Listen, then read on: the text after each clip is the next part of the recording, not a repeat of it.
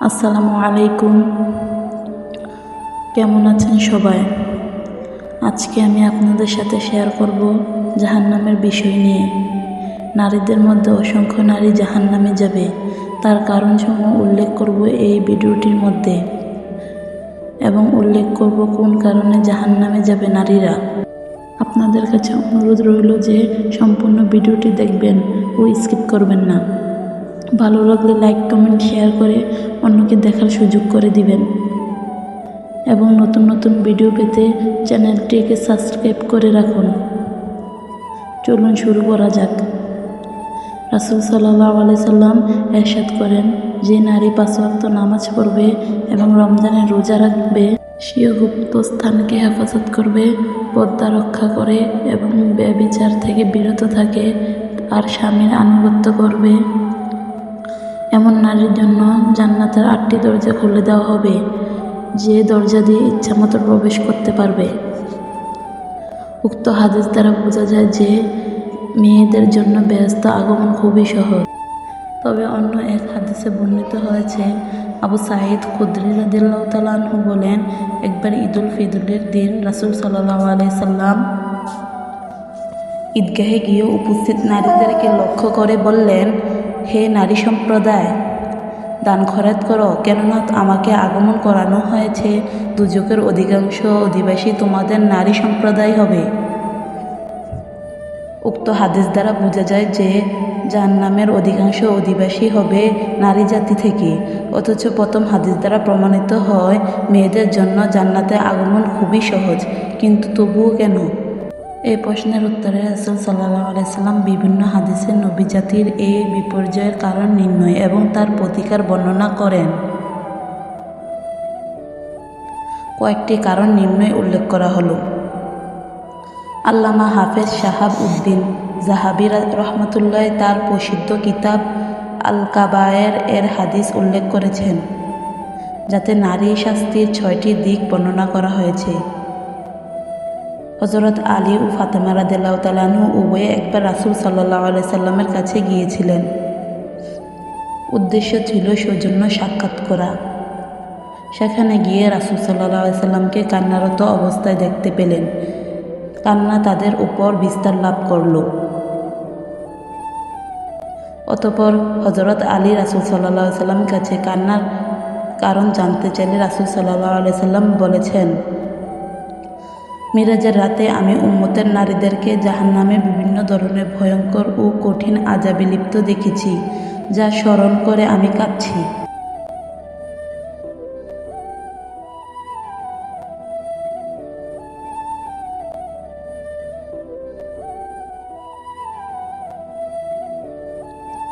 মহানবী সাল্লাল্লাহু আলাইহি সাল্লাম নারী জাতির শাস্তি বর্ণনা দিতে গিয়ে বলেন, আমি জাহান্নামের একজন মহিলাকে তার মাথার চুল দ্বারা ঝুলন্ত অবস্থা দেখতে পেলাম। ওই সময় তার মাথার মজক ফুটন্ত পানির ন্যায় টকবক টকবক করে ফুটছিল। 2. জাহান্নামের একজন মহিলাকে স্বীয় জিহ্বা ঝুলন্ত অবস্থা দেখতে পেলাম, অর্থাৎ মুখ গম্বর থেকে জিহ্বা টেনে বের করে সমস্ত শরীরের ওজন জিহ্বার উপর ছেড়ে দেওয়া হয়েছে। 3. একজন মহিলাকে স্বীয় স্তনের ঝুলন্ত অবস্থায় দেখতে পেলাম, অর্থাৎ সমস্ত শরীরের ওজন স্তনের উপর ছেড়ে দেওয়া হয়েছে। 4. একজন মহিলাকে তার দোপা বুকে এবং দোপা কপালে বাঁধা অবস্থায় জাহান্নামের শাস্তি ভোগ করতে দেখলাম। একজন মহিলা মুখমণ্ডল শূকরের ন্যায় এবং শরীরের বাকি অংশ গাধার ন্যায় দেখতে পেলাম। সে ছিল অসংখ্য সাপ বিচ্ছু দ্বারা বিশিষ্ট। 6. একজন মহিলাকে কুকুরের আকৃতিতে দেখতে পেলাম। তার মুখ কম্বরে জাহান্নামের আগুন প্রবেশ করে মলদ্বার দিয়ে বের হচ্ছিল। তার শাস্তির প্রয়োগে নিয়োজিত ফেরেশতাগণ তাকে কঠোরভাবে প্রহার করছিল। রাসূল সাল্লাল্লাহু আলাইহি সাল্লাম বর্ণিত জাহান্নামে নারীদের শাস্তির 6টি দিক। প্রথম কারণ, যে মহিলা স্বীয় চুল দিয়ে ঝুলন্ত অবস্থায় সাজা ভোগ করতে দেখেছিলাম, তার এই শাস্তির কারণ হলো সে চলার পথে পরপুরুষের থেকে নিজের চুলকে ঢেকে রাখত না। নগ্ন মাথায় পরপুরুষকে দেখানোর জন্য চুল ঝুলিয়ে ঘুরে বেড়াতো। আল্লাহ তাআলা পবিত্র কোরআনে মহিলাদেরকে মাথা, গাড় ও বুক মোটা কাপড় দিয়ে ঢেকে রাখতে নির্দেশ দিয়েছেন। অথচ বর্তমান সমাজের দিকে তাকালে দেখা যায় মহিলারা মাথার চুলকে কত বাহারি প্রসাধনীতে রূপসজ্জায় সাজিয়ে নানা ঢঙ্গে রাস্তায় বেপর্দা অবস্থায় চলাফেরা করছে। অথচ পর্দা সহকারে চলা, চুল ঢেকে রাখা সকল নারীর উপর ফরজ। তাই সকল নারীদের উচিত তারা যেন কঠোরভাবে পর্দার হুকুম মেনে ঘরে বাহিরে চলাফেরা করে নিজেকে এই ভয়াবহ আযাব থেকে রক্ষা করে। দ্বিতীয় কারণ, যে সকল মহিলাদেরকে স্বীয় জিহ্বা দ্বারা ঝুলন্ত অবস্থায় শাস্তি ভোগ করতে দেখা গেছে, তাদের এই শাস্তির কারণ হলো তারা কথাবার্তায় স্বামীকে কষ্ট দিত। তাদের জবান থেকে শাশুড়ি, আত্মীয় স্বজন এমনকি প্রতিবেশী পর্যন্ত নিরাপদ থাকত না। অনেক মহিলা আছে যারা নামাজ কালামে খুবই পাকা, কিন্তু মুখের বচন বিষের মতো। এ শ্রেণীর নারীরা নামাজে পাকাপোক্ত হওয়া সত্ত্বেও অশ্লীলভাষী হওয়ার কারণে জাহান্নামের কঠিন শাস্তি উপযুক্ত হয়ে যাবে। রাসূল সাল্লাল্লাহু আলাইহি সাল্লাম এরশাদ করেন, মুসলমান হচ্ছে ওই ব্যক্তি যার হাত ও মুখ দ্বারা অপর মুসলমান নিরাপদ থাকে।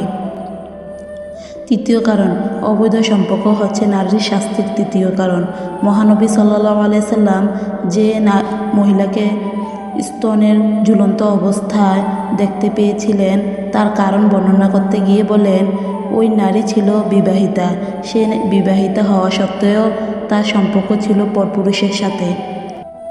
আল্লাহ তাআলা পবিত্র কোরআনে বলেছেন, লজ্জাস্থান হেফাজতকারিণী মহিলাদেরকে জান্নাতি বলে ঘোষণা করেছেন।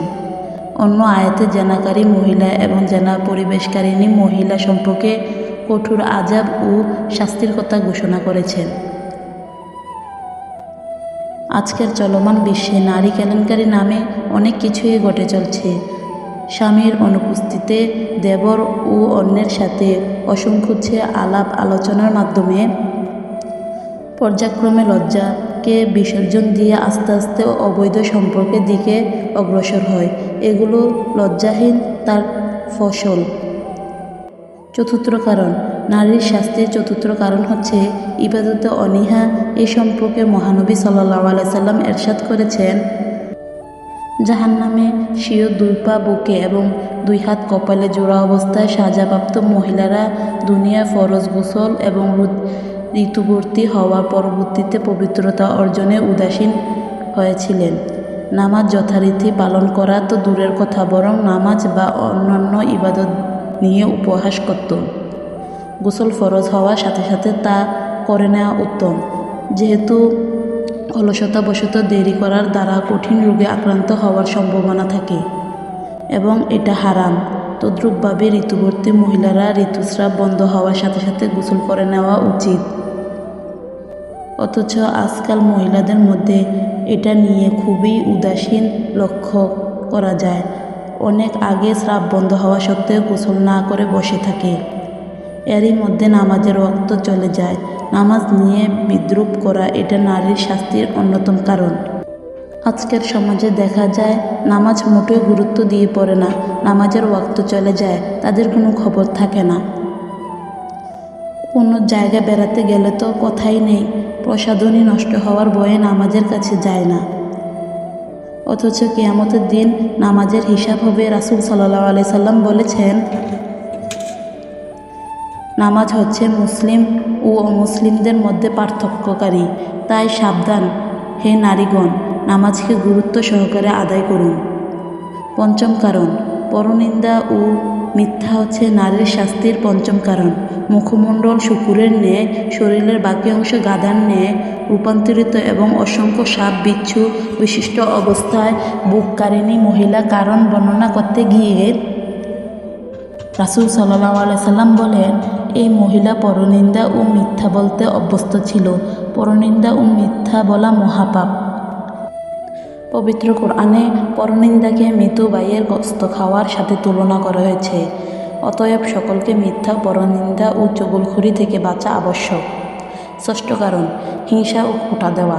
রাসূল সাল্লাল্লাহু আলাইহি সাল্লাম জাহান্নামের যে মহিলার মুখ কুকুরের আকৃতি ও তার মুখে আগুন ঢুকিয়ে মলদ্বার দিয়ে বের হতে দেখেছেন, সে ছিল হিংসুক ও খোঁটা প্রদানকারিণী।